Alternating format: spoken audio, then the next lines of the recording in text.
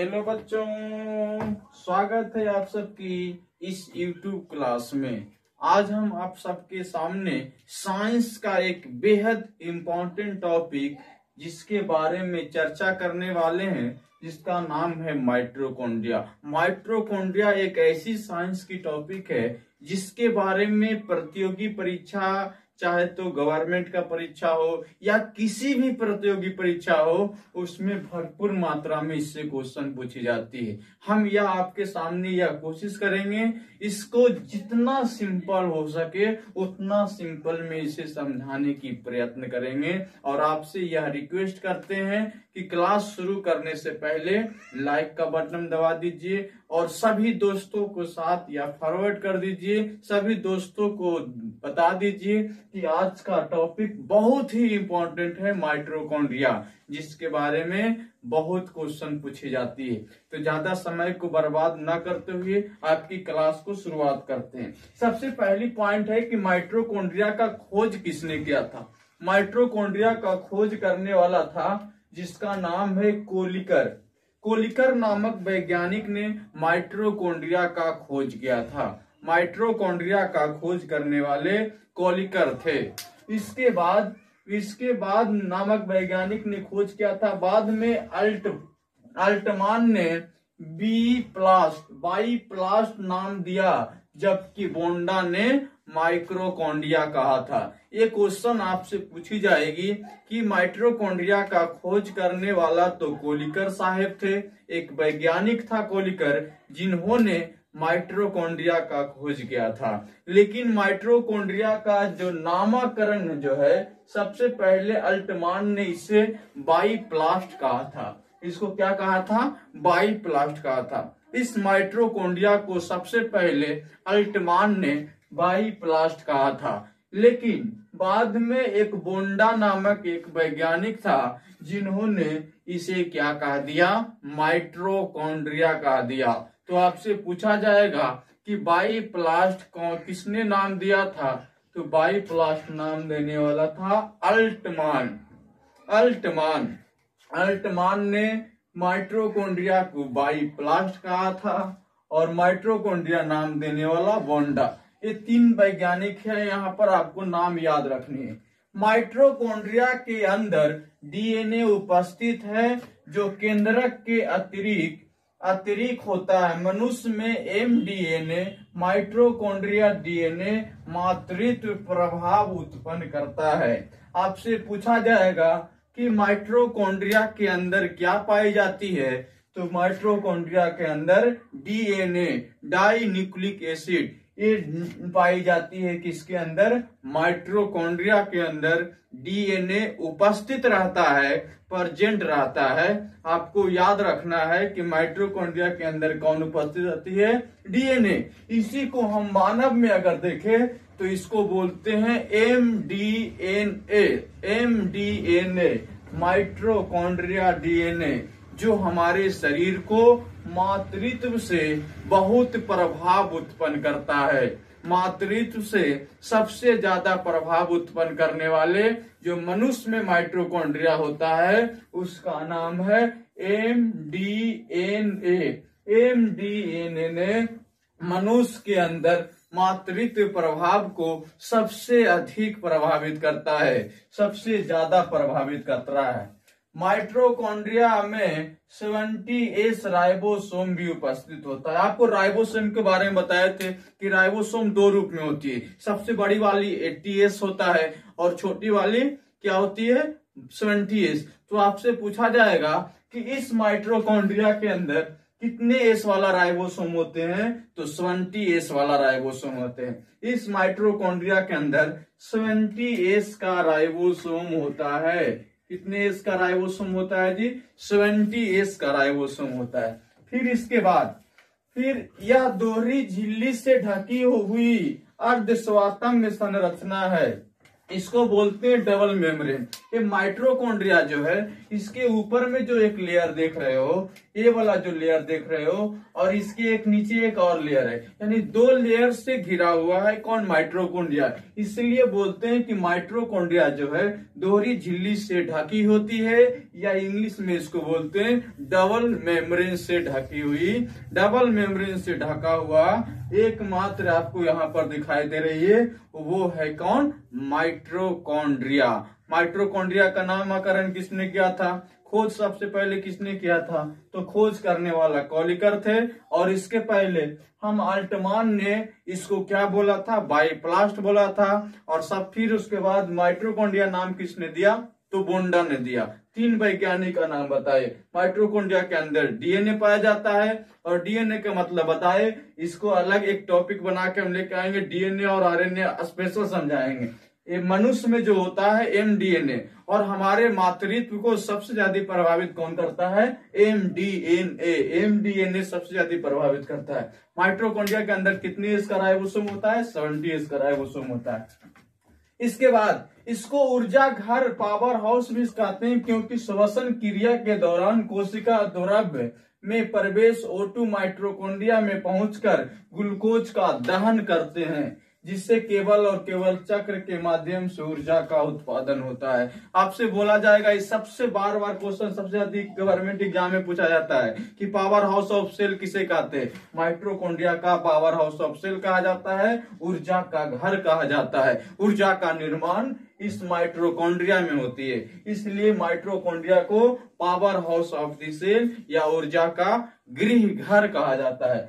क्यों कहा जाता है? कि जब हम श्वसन क्रिया करते हैं, रेस्पिरेटरी सिस्टम करते हैं, तो उस समय जो कोशिका द्रव्य जो होती है, उसमें जो O2 ऑक्सीजन जो प्रवेश करता है, उस ऑक्सीजन जो प्रवेश करता है वो क्या करता है? ग्लूकोज को दहन कर देता है, बर्बाद कर देता है। जब हम इसको पावर हाउस क्यों कहते हैं? जब कोशिका द्रव्य में ऑक्सीजन प्रवेश करती है, जब कोशिका द्रव्य में ऑक्सीजन प्रवेश करती है, तो उस ऑक्सीजन जो है वह ग्लूकोज को क्या कर देता है? नष्ट कर देता है, जिससे केवल और केवल चक्र के माध्यम से ऊर्जा का उत्पादन होता है।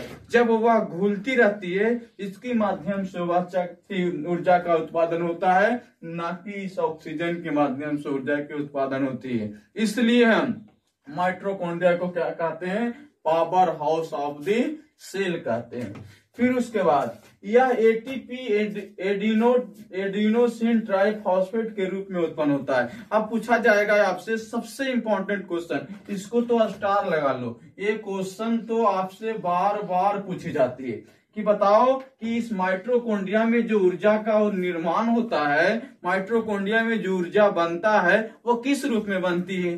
तो एटीपी के रूप में ऊर्जा बनती है, एडिनोसिन ट्राइफॉस्फेट। एडिनोसिन ट्राइफॉस्फेट के रूप में माइटोकॉन्ड्रिया के अंदर क्या किसका निर्माण होता है? ऊर्जा का निर्माण होता है। एटीपी जैविक ऊर्जा, बायोलॉजिकल एनर्जी का अंतिम स्रोत है। इसे ऊर्जा सिक्का, कॉइन ऑफ एनर्जी या ऊर्जा मुद्रा भी कहते हैं।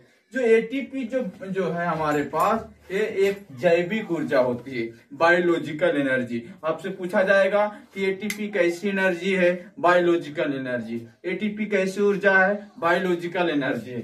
एटीपी आपकी बायोलॉजिकल एनर्जी है, जो अंतिम रूप में मिलता है। सब कुछ खत्म हो गई तो अंतिम रूप में कौन मिलेगा? बायोलॉजिकल एनर्जी मिलती है। फिर उसके बाद इसीलिए इसको क्या कहते हैं? ऊर्जा सिक्का, क्वाइन ऑफ सेल। ऊर्जा सिक्का, क्वाइन ऑफ एनर्जी या क्वाइन ऑफ एनर्जी सेल।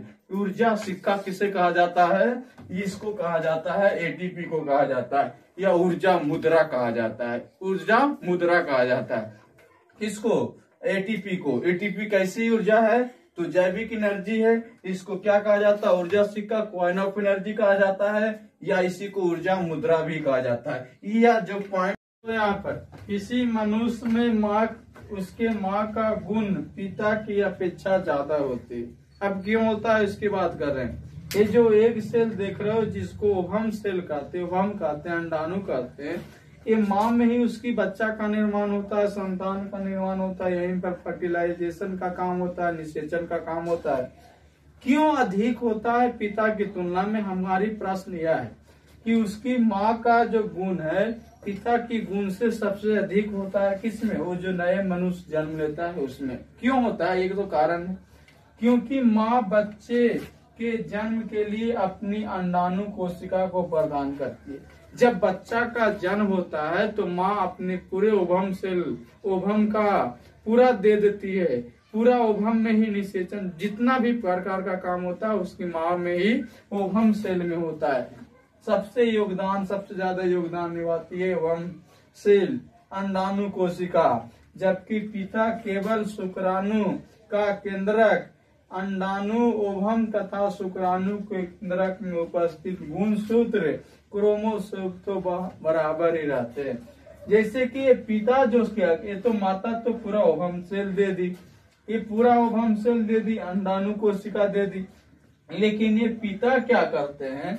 पिता का तो सिर्फ स्पर्म इसमें जाता है। स्पर्म इसमें जो सिर्फ और सिर्फ पिता का क्या जाता है? स्पर्म जाती है। स्पर्म कहने का मतलब सिर्फ शुक्राणु जाता है, शुक्राणु का ही प्रवेश होती है।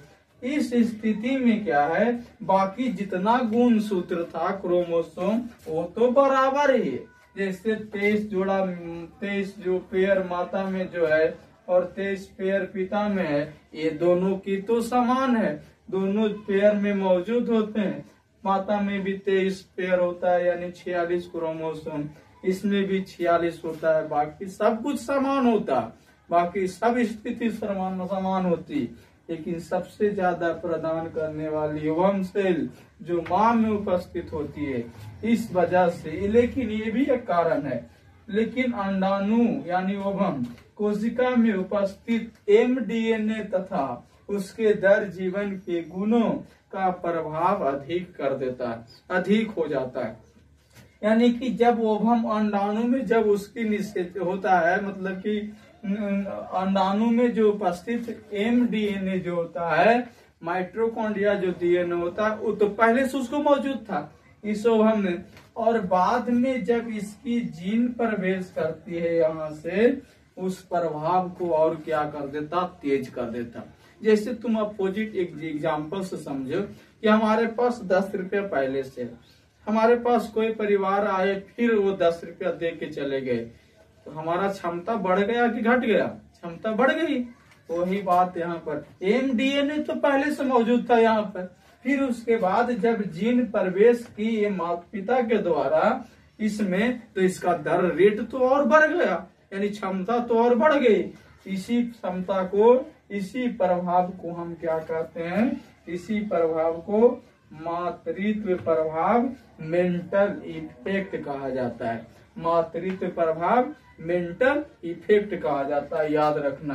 प्रश्न पूछी जाएगी आपसे कि मातृत्व प्रभाव क्या होता है, तो इसका जवाब आपको लिखना होगा। किसी भी व्यक्ति का माइटोकॉन्ड्रिया उसकी माँ की होती। कोई भी व्यक्ति अगर जन्म लिया तो उसका माइटोकॉन्ड्रिया हमेशा माँ की होती है, पिता का नहीं होता, दोनों का नहीं होता। हमारी जो जन्म हुआ है, हम बने इंसान, मनुष्य बने, तो हमारे पास जो माइटोकॉन्ड्रिया है वह पिता वाली नहीं, माता का माइटोकॉन्ड्रिया है। यानी जो भी जन्म लिया इस धरती पर व्यक्ति, उस व्यक्ति का माइटोकॉन्ड्रिया उसकी माँ की होगी, पिता का माइटोकॉन्ड्रिया नहीं होता। तो हम आपसे कोशिश करते हैं कि आपको ये पूरी बात समझ में आई होगी। फिर उसके बाद मिलेंगे नए वीडियो के साथ। अगर वीडियो अच्छा लगा होगा तो आप कमेंट बॉक्स में जरूर बताइएगा कि कैसा लगा, और लाइक सब्सक्राइब कर दीजिएगा। और जो चीज आपको मर्जी रहेगी कि ये चीज हम पढ़ें सर, हमको बहुत कठिनाई लगती है, कमेंट बॉक्स में लिख दीजिएगा, हम उसको देखेंगे और साधारण तरीके से समझाने की कोशिश जरूर करूंगा। फिर मिलते हैं, आप तब तक इसको स्क्रीनशॉट ले लो, फिर मिलते हैं आपसे। थैंक यू, धन्यवाद।